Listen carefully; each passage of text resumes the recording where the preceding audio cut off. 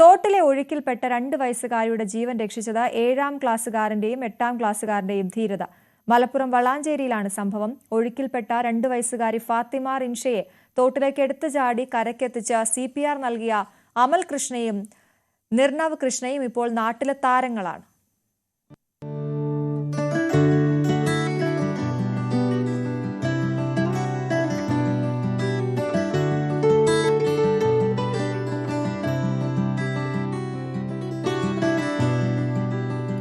ഇക്കഴിഞ്ഞ 22-നാണ് വളാഞ്ചേരി വൈക്കത്തൂരിലെ ഫാത്തിമ റിൻഷ എന്ന 2 വയസ്സുകാരി ഒഴുക്കുള്ള തോട്ടിലേക്ക് വീഴുന്നത്.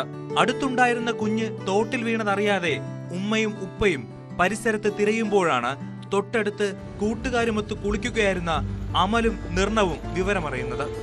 കുട്ടി വെള്ളത്തിൽ വീണതാകുമെന്ന് ഉടൻ ചിന്തിച്ച ഈ സഹോദരങ്ങൾ തോട്ടിലേക്ക് എടുത്തു ചാടി.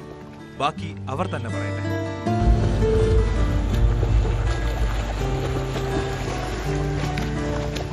കുട്ടി വെള്ളം എടുക്കാൻ പോയപ്പോ കുട്ടിയുടെ കാലിന്റെ അടിയിൽ നിന്ന് മണലിൽ സ്ലിപ്പായിട്ട് കുട്ടി ഒലിച്ചു പോയിട്ടുണ്ടായി. അങ്ങനെ കുറച്ചു നേരം കഴിഞ്ഞപ്പോഴേക്കും കുട്ടിയുടെ ഉപ്പ വന്നിട്ട് പറഞ്ഞു കുട്ടീനെ കാണാനില്ല പറഞ്ഞു.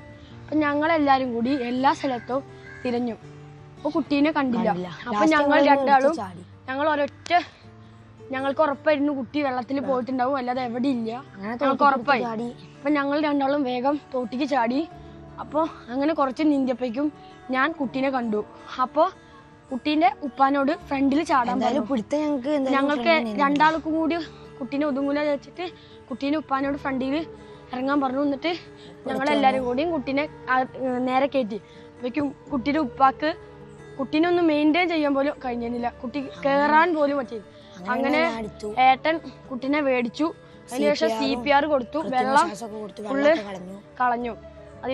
അതിനുശേഷം പിന്നെ കുട്ടിയുടെ ഉപ്പാന്റെ വണ്ടിയിൽ തന്നെ ഹോസ്പിറ്റലിലേക്ക് കൊണ്ടുപോയി.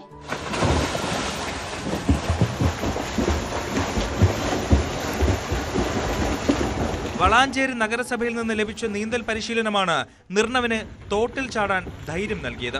അബോധാവസ്ഥയിലായ കുഞ്ഞിനെ ജീവിതത്തിലേക്ക് മടക്കി വിളിക്കാൻ കാരണമായ CPR നൽകാൻ പ്രചോദനമായത് സ്കൂളിൽ ജൂനിയർ റെഡ് ക്രോസ് അംഗമായ അമലിന് ലഭിച്ച CPR പരിശീലനവും. ചെർപ്പുളശ്ശേരി തൂത തെക്കുമുറി നെച്ചിക്കോട്ടിൽ അനിൽ ഉമാ ദമ്പതികളുടെ മക്കളാണ് അമലും നിർണവും. നിർണവ് 7-ലും അമൽ 8-ലുമാണ് പഠിക്കുന്നത്. ഇരുവരും ഇന്ന് സ്കൂളിലും നാട്ടിലും കുട്ടിത്താരങ്ങളാണ്. News 18 തിരൂർ.